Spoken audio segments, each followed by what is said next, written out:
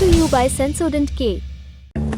बस पैक नहीं है। SLS पैराफिन और दूध का करंट भी कौन? तो लाइफ का करंट ऑन? कुछ भी। तो ट्राई करके देख ले। Sensodent K toothpaste for sensitive teeth. Jammu Kashmir की बात करेंगे तो यहाँ आखिरी बार चुनाव 2014 में जाकर हुए थे। तब राज्य में 87 विधानसभा सीट हुआ करती थी। इनमें 83 सीटें जम्मू कश्मीर की और 4 लद्दाख की होती थीं। अब लद्दाख बिना विधानसभा वाला केंद्र शासित प्रदेश बन चुका है। जम्मू कश्मीर भी अब यूटी बन गया है और वहाँ की 83 सीटों में परिसीमन के बाद 7 सीटें बढ़ाई गई, यानी अब कुल सीटें हो गई हैं 90। इन 90 में से 74 सीटें अनारक्षित हैं, 9 सीटें अनुसूचित जनजाति और 7 सीटें अनुसूचित जाति के लिए आरक्षित होंगी। खैर, 2014 के नतीजों पर भी आपको डिटेल्स दे देते हैं। महबूबा मुफ्ती के नेतृत्व वाली पीडीपी ने सबसे ज़्यादा 28 सीटें लाई थीं और बीजेपी जीती थी 25 सीटें। उमर अब्दुल्ला की पार्टी नेशनल कॉन्फ्रेंस 15 सीटें लाई थी और कांग्रेस 12। तब भारतीय जनता पार्टी और पीडीपी ने गठबंधन किया और सरकार बनाई और मुफ्ती मोहम्मद सईद मुख्यमंत्री हुए। उनके देहांत के बाद उनकी बेटी महबूबा मुफ्ती मुख्यमंत्री बनी। जून 2018 में यह गठबंधन टूट गया। महबूबा मुफ्ती ने इस्तीफ़ा दिया, जिसके बाद राज्य में विधानसभा चुनाव नहीं हो सके। गवर्नर का शासन लगा दिया गया। अगस्त 2019 में जम्मू कश्मीर का विशेष राज्य का दर्जा भी समाप्त हो गया। अनुच्छेद 370 निष्प्रभावी हो गया और जम्मू कश्मीर बन गया विधानसभा वाला यूटी। इतने सारे घटनाक्रमों के बीच जम्मू कश्मीर में 10 साल बाद चुनाव होने जा रहे हैं। अनुच्छेद 370 हटने के बाद ये पहली बार चुनाव हो रहे हैं। इन्हीं कारणों से अहम है। चुनाव के ऐलान के बाद सभी दलों की प्रतिक्रियाएं भी आई हैं। आप एक एक करके सुन लीजिए। शायद 87-88 के बाद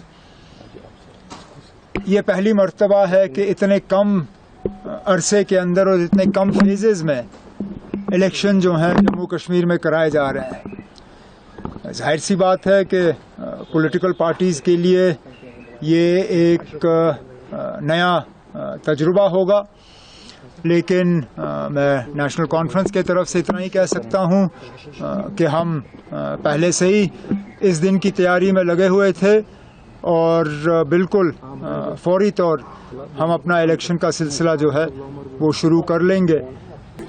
10 सालों के बाद जम्मू कश्मीर में इलेक्शंस होने जा रहे हैं।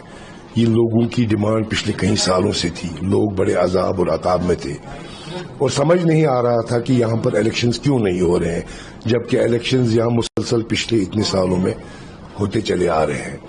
तो और हमें खुशी है इस बात की कि इलेक्शन कमीशन ऑफ इंडिया ने सुप्रीम कोर्ट की इस ऑब्जर्वेशन का भी ख्याल रखा, जो उन्होंने डेट दिया था इसको कंप्लीट करने के लिए, उसी डेट में तकरीबन ये मुकम्मल हो रहा है। प्रधानमंत्री मोदी जी के प्रति लोगों का एक विशेष तरह का आदर है और वो आदर विकास व विश्वास की नीतियों पर चल रहा है। विकास और विश्वास की नीतियों पर जम्मू कश्मीर अग्रसर हुआ है। बायकॉट की राजनीति को छोड़कर भारी मतदान की ओर हम बढ़े। गोलियों बम्बों की बजाय इंडस्ट्री ने ली है। व्यापार उद्योग वहां बढ़ा है। आज इंडस्ट्रियल हब बनकर जम्मू कश्मीर सामने आया। इस बीच जम्मू कश्मीर में पुलिस प्रशासन में कुछ बड़े बदलाव भी हुए हैं। आईपीएस अधिकारी नलिन प्रभात को जम्मू कश्मीर पुलिस का डीजीपी नियुक्त कर दिया गया है। 3 बार पुलिस वीरता पदक पाने वाले नलिन 1 अक्टूबर को वर्तमान डीजीपी आरआर स्वैन के रिटायर होने के बाद ये जिम्मेदारी संभालने लगेंगे। तब तक वो स्पेशल डीजी के रूप में काम करेंगे। नलिन आंध्र प्रदेश काडर के 1992 बैच के आईपीएस ऑफिसर हैं। इंडियन एक्सप्रेस में छपी रिपोर्ट के मुताबिक 14 अगस्त को appointment committee of cabinet ACC ने नेशनल सिक्योरिटी गार्ड यानी एनएसजी के डीजी नलिन प्रभात के इंटर कैडर डेपुटेशन को मंजूरी दे दी थी। वैसे वो एनएसजी के डीजी 3 महीने पहले ही बने थे। एसीसी ने उन्हें 31 अगस्त 2028 तक इस पद पर रहने के लिए मंजूरी दी थी। नलिन प्रभात ने ड्यूटी का काफ़ी समय कॉन्फ्लिक्ट जोन्स में बिताया है। वो आंध्र प्रदेश, छत्तीसगढ़ और महाराष्ट्र के नक्सल प्रभावित क्षेत्रों के अलावा कश्मीर और लद्दाख में भी लंबे समय रहे हैं। इसके अलावा सामान्य प्रशासन विभाग ने तत्काल प्रभाव से 89 तबादलों का हुक्म भी दिया है।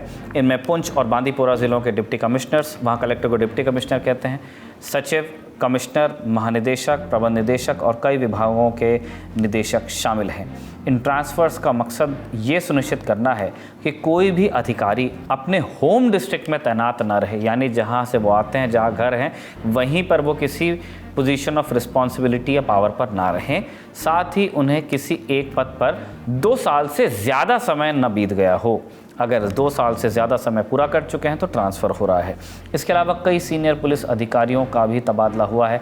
चुनाव आयोग के निर्देश पर 8 डीआईजी और 14 एसएसपी समेत 33 पुलिस अधिकारियों को तत्काल प्रभाव से ट्रांसफ़र कर दिया गया है। नीतीश कुमार को सीआईडी चीफ बनाया गया है। अब ये विभाग मौजूदा डीजीपी आरआर स्वैन के पास ही था।